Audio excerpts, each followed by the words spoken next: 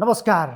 समय चक्रमा तपाईलाई हार्दिक स्वागत छ दर्शकवृन्द। म सन्तोष बिके थापा।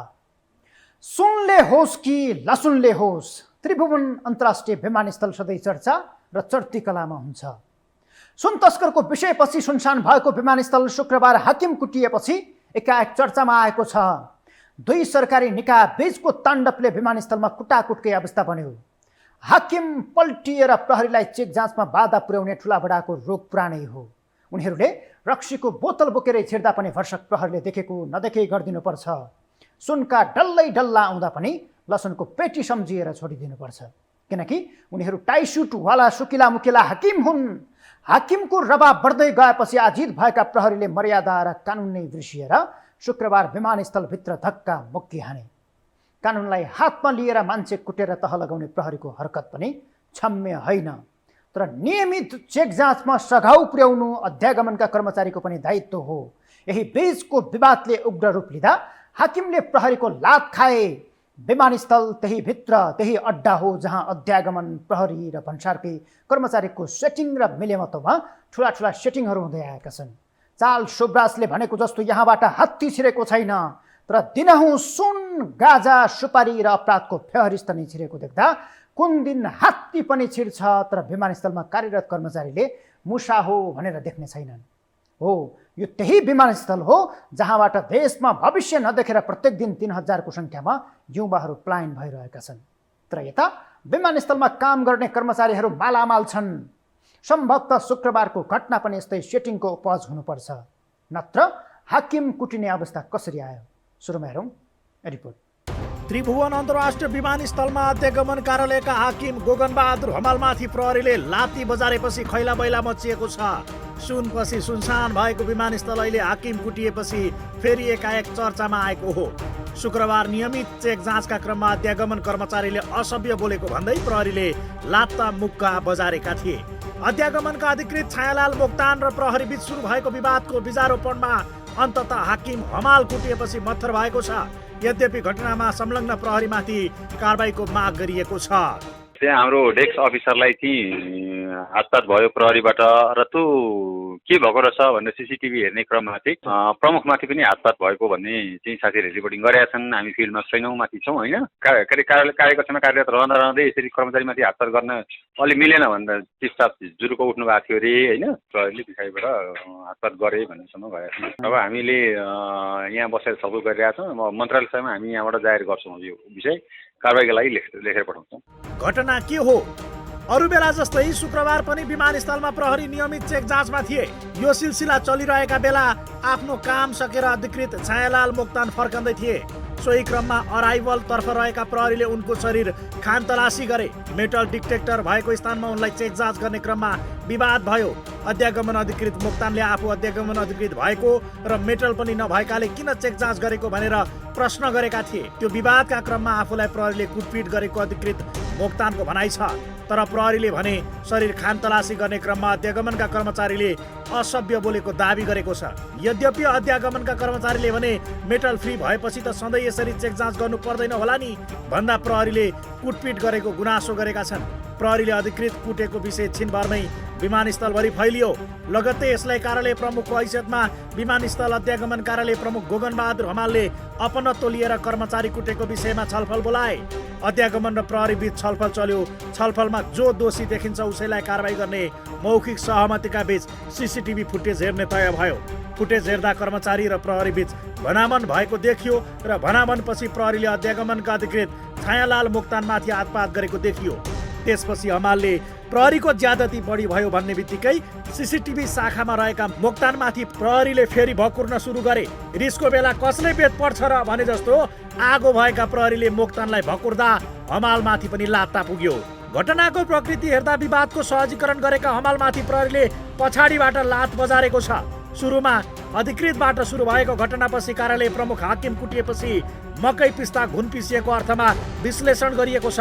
यद्यपि कानुनको पालनामा खटिएका एक सरकारी निकायबाट अर्को सरकारी निकायका कर्मचारी कुटिनु राम्रो सन्देश होइन। उसै पनि विमानस्थलमा पछिल्लो समय प्रहरी र अध्यागमन कर्मचारी बीचको सम्बन्ध नजानिदो पारामा पानी बराबर जस्तै हो। अहिले फेरि अधिकृतदेखि हाकिमसम्म कुटिएपछि प्रहरी र कर्मचारी बीचको टसल सतहमा आएको छ। विमानस्थल जस्तो संवेदनशील क्षेत्रभित्र जे भयो यसले केही गम्भीर प्रश्नहरू उब्जाएको छ। पहिलो, आफ्नो सघन सुरक्षा जाँच गर्ने विषयमा अध्यागमनका कर्मचारीले प्रतिवाद गरेकै हुन् भने कर्मचारीको दोष हो। दोस्रो, चेक जाँच गर्न नमानेको न्यूमा सुरक्षाकर्मीबाट समेत मुख छोड्ने वा हात छोड्ने काम भएको हो भने त्यसमा प्रहरी दोषी हो। र तेस्रो र गम्भीर विषय, कुनै गम्भीर कसुरको सुराग पाएर अवैध धन्दामा जिम्मेवार पदाधिकारी नै संलग्न भएको बुझेर सुरक्षाकर्मीबाट बलजप्ती भएको हो भने मामिला झन् रहस्यमय छ।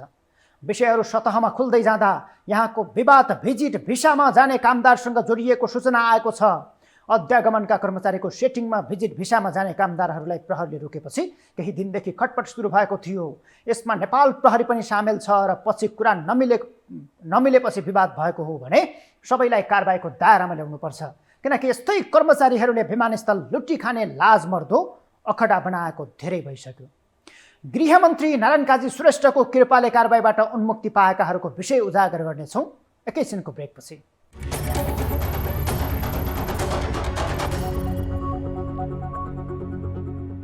एकजना नारायण काजी श्रेष्ठ नाम गरेका उपप्रधानमन्त्री छन् देशमा।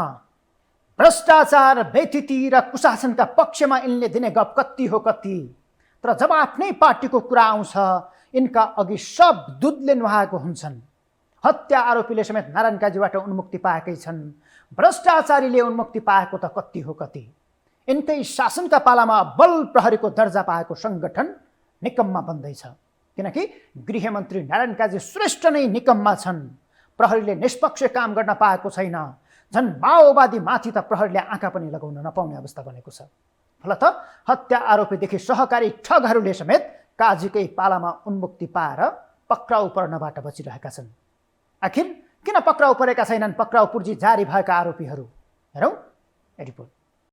गृहमन्त्री नारायण काजी श्रेष्ठलाई मन्त्री बन्न कहिल्यै चुनाव जित्नु परेको छैन। पार्टीभित्र पनि अध्यक्ष पुष्पकमल दाहाल प्रचण्डले भाग लगाउँदा पहिलो घाँस यिनैले रोज्छन् र आफ्नै लागि खोज्छन्।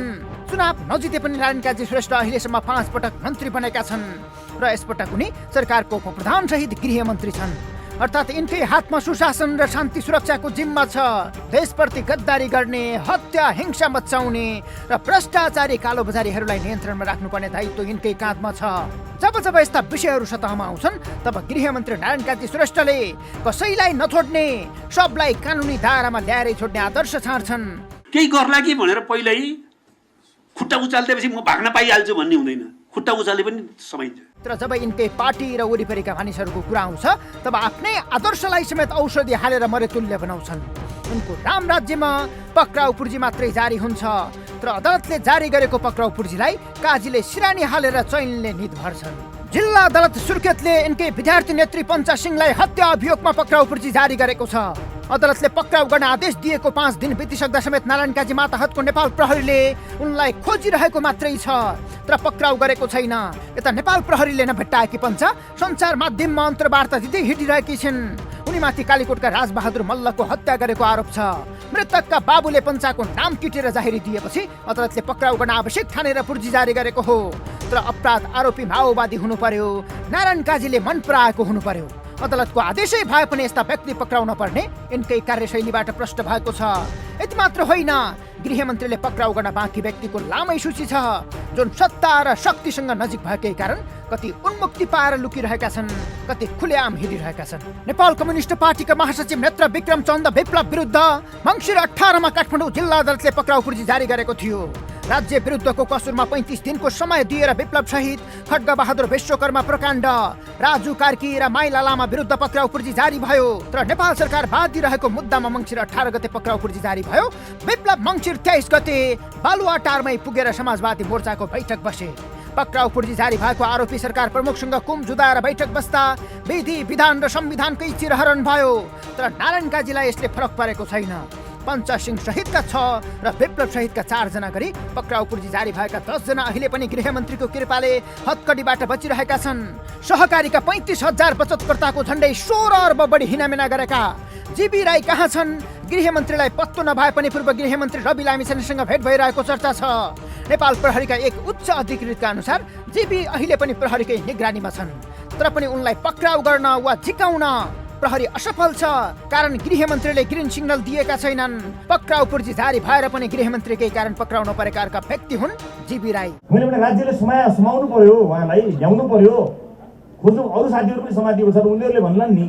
उस्तै अर्का सहकारी घोटालाका माफिया देवकुमार नेपाली हुन्। बागलुङको इमेज सहकारीका अध्यक्ष तथा ढोरपाटन नगरपालिकाका मेयर देवकुमारलाई नारायण काजीले राजकुमारको ट्रेड गर्दा उनी पटक पटक पक्राउबाट बचेका छन्। उनले 1500 बचतकर्ताको सवा अर्ब डुबाई दिएका छन्। सहकारीबाट ठगेर विशाल साम्राज्य खडा गरेका छन्। घर अगाडि नै हेलिकप्टर पार्किङ गर्छन्। नक्कली भुटानी शरणार्थी प्रकरणमा नारायण काजीका पूर्व सहयात्री रामबहादुर थापा बादलका छोरा प्रतीक सहित 11 जना अहिले पनि पक्राउ परेका छैनन्।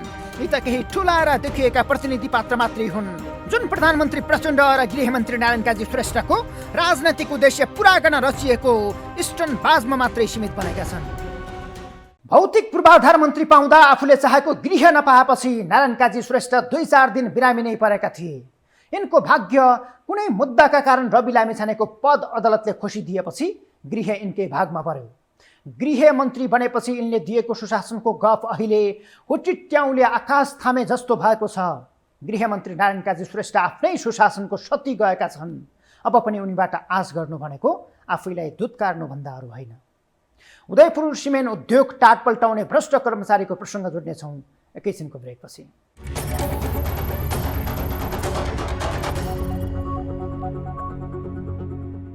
दर्शकबिन, म नाम लिन्छु, तपाईँ औँला भाँचेर गन्दै जानुहोस्।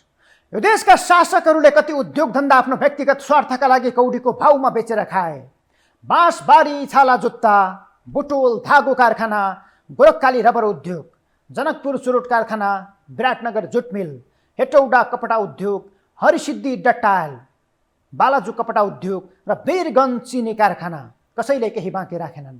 यो एक अंश हो कांग्रेस हुन् कि एमाले, माले हुन् कि झालेमाले, बेची खाने मामिलामा कोही अछुतो छैनन्। यो त बेचिएर सकिएको हो। अब बेचिन र बन्द हुन लागेका केही उद्योगहरूको चर्चा गरौँ। यही लाइनमा मिसिँदै गरेका 2 नाम हुन् उदयपुर र हेटौडा सिमेन्ट। निजी उद्योग माफियाहरूको चङ्गुलमा परेका यी 2 सिमेन्ट उद्योग अहिले धिपधिपे अवस्थामा छन्। यसको श्वास छिनेर निजी पोस्न अमुक गिरोह सक्रिय छ। यही गिरोहलाई बल पुग्ने गरी उद्योगलाई सक्न त्यही भित्रका कर्मचारी भ्रष्टाचारको नाममा छिनो बोकेर घन हानिरहेका छन्। बेतिथि र भ्रष्टाचारले थिलथिलो भएको उद्योग सक्न समाजमा कायापलट गरेको भान पार्ने तत्कालीन महाप्रबन्धक सुरेन्द्र पौडेल सहित 8 जना विरुद्ध अहिले विशेष अदालतमा मुद्दा दायर भएको छ। को हुन् बोसोको शैलीमा देशको गौरव बोकेको उद्योग लुट्ने? हेरौँ रिपोर्ट। नेपालमा टाट पल्टाएर डुबाइएका सरकारी उद्योग धन्दाको सूचीमा अब डुब्ने र डुबाउने पालोमा उदयपुर सिमेन्ट उद्योगलाई पुर्याइएको छ।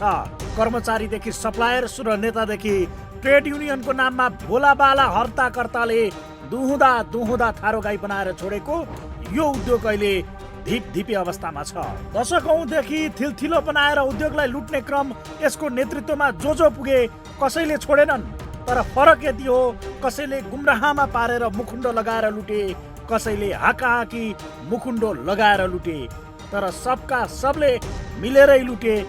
फलत अहिले उद्योग लुट्ने तत्कालीन महाप्रबन्धक सुरेन्द्र कुमार पौडेल सहित 8 जना विरुद्ध अख्तियार दुरुपयोग अनुसन्धान आयोगले विशेष अदालतमा भ्रष्टाचारको मुद्दा दायर गरेको छ। जो नीतिमा दर्ता भएको हो 8 जना प्रतिवेदन लगाएर उहाँलाई फरारी बनाएर दर्ता भएको मुद्दा छ।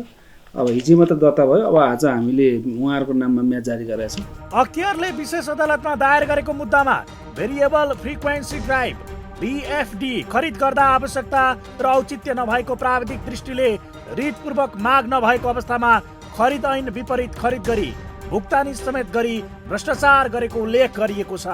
यसमा अझ मूल रूपमा खरिद गरिएको सामग्री मध्ये 160 किलोवाटको VFD panel part A Udayapur cement उद्योगले प्राप्त गरेको 5 वर्षभन्दा बढी समयसम्म पनि परीक्षण नगरिएको, सञ्चालन नभएको देखिन्छ भनिएको छ। उक्त 160 किलोवाटको रु 22,78,305 रुपियाँ बराबरको रकम भुक्तानी दिन लगाई उद्योगलाई गैर कानुनी हानि पुर्याएको पुष्टि भएको हुँदा निजहरू सुरेन्द्र पौडेल, नवल किशोर शाह, पवन कुमार लाल कर्ण, भरत प्रसाद नेपाल, डेमलाल खनाल, कमलराज पौडेल, ध्रुवबहादुर देवकोटा र महेश प्रसाद काफ्ले विरुद्ध भ्रष्टाचार निवारण ऐन 2059 को परिच्छेद 2 बमोजिम मुद्दा दायर भएको छ। अब राम्रो काम गरेको भनेर समाजमा उदुमै चिनिएका भ्रष्टाचार आरोपी मध्येका एक तत्कालीन महाप्रबन्धक सुरेन्द्र पौडेलको विषयमा चर्चा गरौँ। सुरेन्द्र पौडेल समाजलाई गुमराहमा पार्न सक्ने एक शक्तिशाली नटवर लाल हुन्, जसलाई कम्बल ओढेर घिउ खान माहिर हाकिमका रूपमा स्थानीयले बुझ्ने गरेका छन्।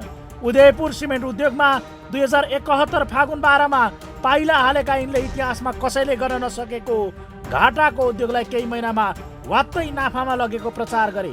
4 वर्षको अवधिमा कायापलट गरेको भान पारेका यिनले आफ्नो जय जयकार गर्न जीएमको कुर्सीमा बसेर 59,12,870 रुपियाँ त विज्ञापनको नाममा खर्च गरेका छन्। यतिका रकमले मुख बुझो लगाइदिएपछि कसले उनको विरोध गर्ने? सबका सबले सुरेन्द्र पौडेल जिन्दाबाद भनिदिए। लोक रिझाउन माहिर यिनले 4 वर्ष अवधिमा उद्योगमा उदुमै गरेको सन्देश प्रवाह गरेर नागरिक अभिनन्दन समेत थाप्न भ्याए।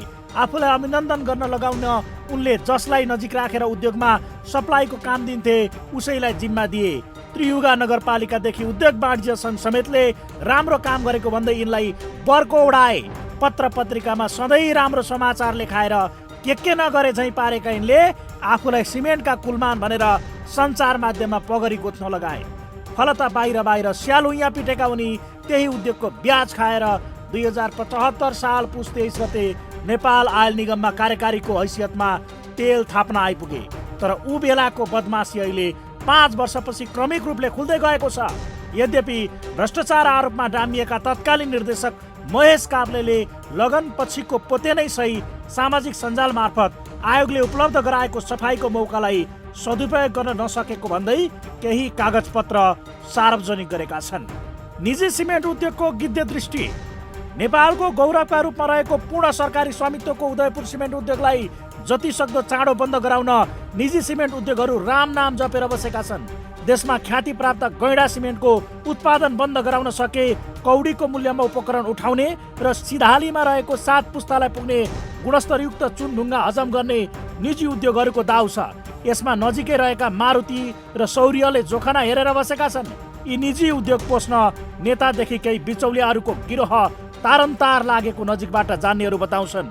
2 निजी उद्योगको चेपुवामा परेर निसासिएको उद्योगलाई थला पार्न भित्रभित्रै घुसिया कर्मचारीहरू छिनो लिएर घन ठोकिरहेका छन्। 16 करोड बजेट निकासा। कर्मचारीको तलबदेखि विद्युत बक्यौता र अवकाश पाएका कर्मचारीको उपदानको दायित्व थपिँदै गएको उद्योगलाई थोरै भए पनि प्राण भर्न अर्थ मन्त्रालयले 16 करोड बजेट निकासा दिने भएको छ। धेरै निराशाका बीच यो रकमले उद्योग सञ्चालनका लागि उपकरण खरिदमा केही टेवा पुग्ने आशा छ। तर घुसिया कर्मचारीको पत्ता साफ र सक्षम नेतृत्व नपुगेसम्म पैसाको खोलै बगाए पनि उद्योग उकालो लाग्ने छाँट देखिँदैन। यिनीहरूको मकसद नै नेतृत्वमा पुग्छु र लुट्छु भन्दा माथिको छैन। समाजलाई गुमराहमा पारेर जय जयकार गर्न सक्नेकै अहिले पिठो बिक्छ। काम भन्दा ढाँट छल बिक्न थालेपछि सुरेन्द्र पौडेल जस्ता पात्रले समाजलाई नै यसरी भ्रममा पारेर नचाइरहन्छन्। फलत अन्त्यमा यिनीहरूको प्लानसँगै उद्योगहरू तालचा लाग्ने अवस्थामा पुग्छन्। कुनै व्यक्तिको स्वार्थमा परिचालित भएर पुग्नेहरूले नै गर्ने केही दिनका लागि हल्ला खल्ला हो। बेलैमा सचेत हौँ, उद्योग बचाउन खबरदारी गरौँ। उद्योग नभए देश उभो लाग्ने छैन। हवस् त, समय चक्र आजलाई यति नै। बिदा हुन्छौँ। नमस्कार।